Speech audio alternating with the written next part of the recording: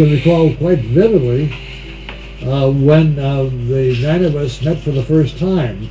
We were told to go down to sign in under the name of Max Peck. And it turned out that all 9 of us signed in under the name of Max Peck. Then there was this young fellow that I said, you know, we introduced each other, and he was a fellow named Neil Armstrong. And I said, well, are you in the Navy or the Air Force? He says, no, I work for NASA. And I thought, uh-oh, boy, we got a ringer here. It's going to be a tough battle to get a flight with Neil aboard. But he turned out to be a team player, a real great guy.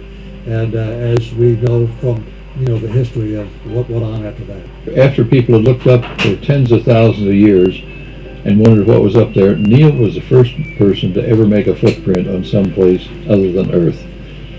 I told Neil once that I'm not a very jealous person, but for him I'll make an exception on that one. That first step on the moon was really something. He always had car troubles, and he drove out one time and in one of his cars, and it quit working out at work. So we borrowed a tow rope from the maintenance people, and I hooked it up to my station wagon and up to his car, and I towed him into Lancaster at about 70 miles an hour. I could see him shaking his fist at me in the window. Apollo 10, we went to the moon too. I like to tell Neil, and always did remind him, that Apollo 10, we painted the white line in the sky so we wouldn't get lost, so all he'd have to do is worry about that little thing about landing. I got to see him at the Congressional Gold Medal ceremony back in November. He got into a restaurant, and he spent time with General Stafford, Gene Stern, and the Collins. And they got to laugh and joke. I mean, I was sitting out in the car waiting for him so I could get him back to the hotel. And I had to finally go in there because I saw the restaurant closing down, and they were all in there just laughing. And I had to go in there, put my hands on my hips and say, okay, fellas, it's time to go, you know. And Neil came out, and he said, oh, we're going to dance out here in the street. And I said, no, we're not going to dance in the street. Tawana got to go to bed. Oh, you always came away from a conversation with Neil thinking that he wants you to be the important person, not himself, in this encounter. And so yeah, he was a delight to talk to. Everybody liked Neil. He was quiet. He was a man of many talents. He was also a good friend.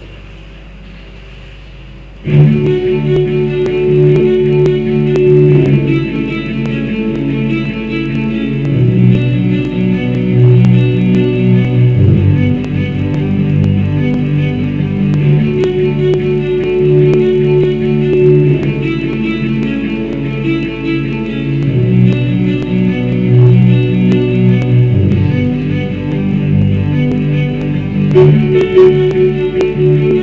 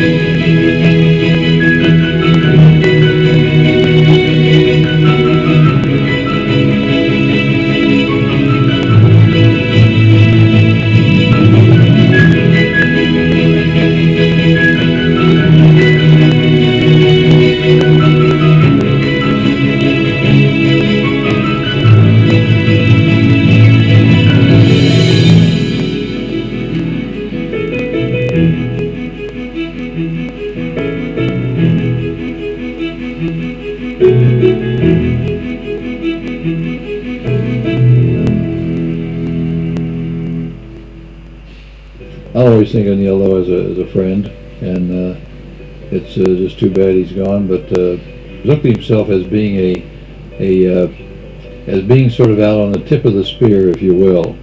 And there were just a lot of thousands of people that were designers and engineers and people who made it possible for him to be out there doing what he did.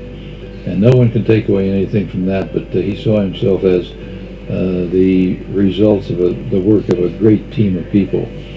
Neil was sincere. He always felt and said that, you know, it's not about me.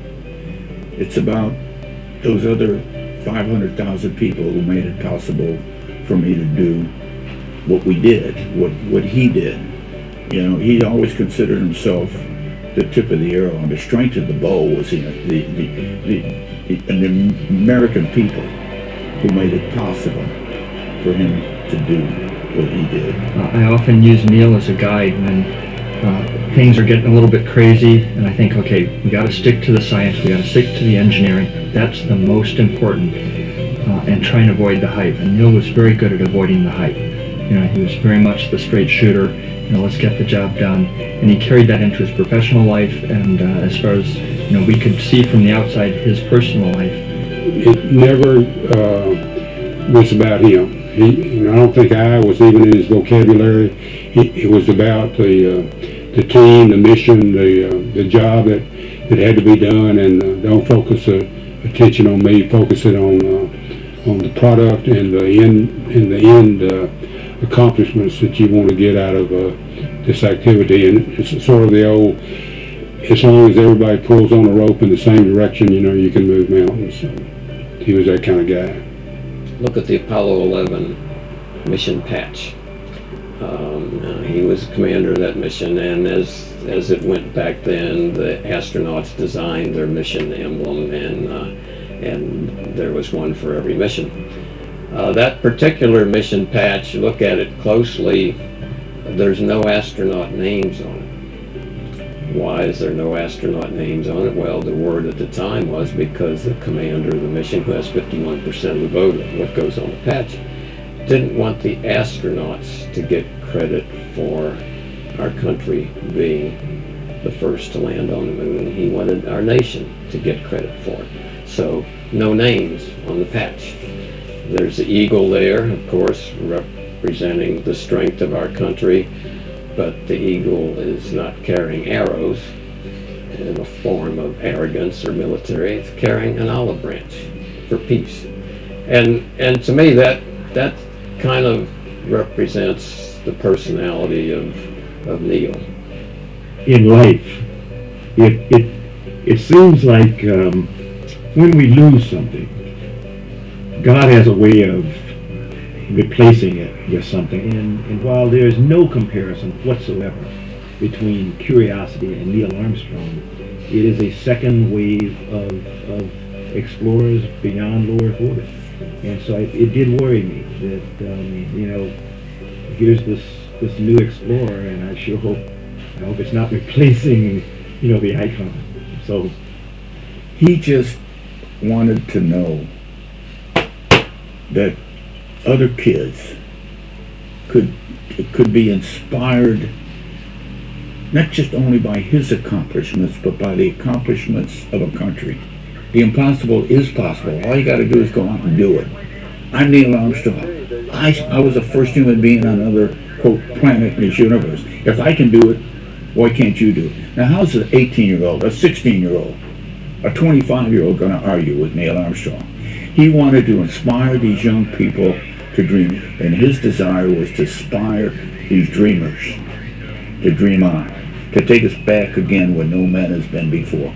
I think if Neil would certainly find peace within himself to know, and I think he did, to know that he had indeed inspired this generation. I could see it in their eyes, I could see it in their hearts, by standing in front of these kids and saying, "Hi, I'm Neil Armstrong." Bingo. There's nothing they can't do. Well, Neil Armstrong and the early astronauts were really the pioneers of exploration, that for the first time all of us could see it as it was happening. When I think of something like Lewis and Clark, you took weeks to hear about what happened with exploration. But for this generation of explorers, we could experience it, and we could see ourselves doing things that no one had ever done before. And I was 8 years old watching Neil and Buzz walk on the moon the first time, and it did seem to me at that point that I could do anything. And I'm not sure if they hadn't done it, I would have grown up thinking that. I hope in some way that who he really was can be captured for people so that future generations could profit from him. Because if we had a role model, Neil was one of our best role models. Whether it was going into space, or being an engineer, or being a successful businessman, or anything like that, that his approach of being quiet, not assuming, but accomplishing things, I think that is something of his legacy that young people would appreciate. We all lost a piece of ourselves today, all of us who consider ourselves explorers. I've often wondered if during these passing years, when Neil looked up at the beautiful moon, he thought, been there, done that. I believe God sent Neil here to do what he needed to do, and once his assignment was up, then God called him back home. And so I'm really thankful and glad for that.